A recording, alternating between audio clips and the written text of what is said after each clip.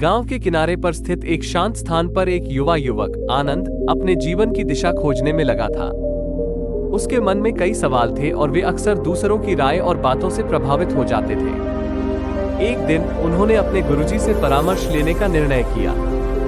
आनंद ने गुरुजी के पास जाकर कहा, गुरुजी, मैं हमेशा दूसरों की बातों से प्रभावित हो जाता हूँ और यह मुझे बहुत परेशान करता है।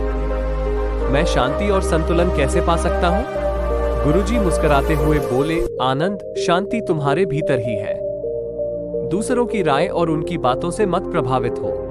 स्वयं पर ध्यान दो, क्योंकि सच्ची शांति और सुख वही है। गुरुजी मुस्कुराते हुए बोले, आनंद, शांति तुम्हारे भीतर ही है। दूसरों की राय और उनकी बातों से मत प्रभावित हो। स्वयं पर ध्यान दो, क्योंकि सच्ची शांति और सुख वही है।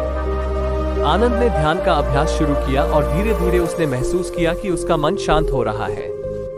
उसने दूसरों की बातों पर कम ध्यान देना शुरू किया और स्वयं पर केंद्रित हो गया। एक दिन आनंद के एक मित्र ने उससे कहा, आनंद, हम देखते हैं कि तुमने ध्यान से कितना परिवर्तन किया है। हमें भी सिखाओ कि हम अपने जीवन में कैसे शांति पा सकते हैं। आनंद ने मुस्कुराते हुए कहा, ध्यान और आत्मचिंतन से ही सच्ची शांति मिलती है।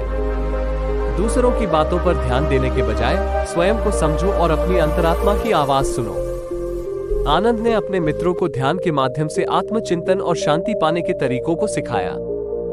धीरे धीरे सबने महसूस किया कि स्वयं पर ध्यान देने से वे अधिक संतुलित और सुखी महसूस कर रहे हैं। आनंद ने गुरुजी से पुनः मिलने का निर्णय लिया और उनसे अपने अनुभव साझा किए। गुरुजी ने आनंद की प्रगति को देखकर प्रसन्नता व्यक्त की और कहा, आनंद, तुमने सच्चे अर्थों में बुद्ध की शिक्षा को अपनाया है। सदा स्वयं पर ध्यान दो और दूसरों के प्रभाव से मुक्त रहो। आनंद ने गुरुजी के आशीर्वाद को ग्रहण किया और अपने जीवन में शांति और संतुलन को बनाए रखने का प्रण किया। उसने निश्चय किया कि वह दूसरों की राय से प्रभावित होने के बजाय अपने भीतर की शांति को प्रमुखता देगा। निष्कर्ष, इस प्रकार आनंद ने गुरुजी की शिक्षाओं के माध्यम से स्वयं पर ध्यान देने और शांति पाने की कला सीखी। उसने दूसरों की राय को महत्व देना बंद कर दिया और अपने आत्मज्ञान और ध्यान के माध्यम से जीवन में संतुलन और सुख पाया। यही कहानी हमें सिखाती है कि सच्ची शांति और सुख हमारे भीतर ही है और हमें स्वयं पर ध्यान देने की आवश्यकता है, न कि दूसरों पर। इस प्रकार आनंद ने अपने जीवन में सच्ची शांति और सुख को पाया और दूसरों के लिए भी प्रेरणा स्रोत बना।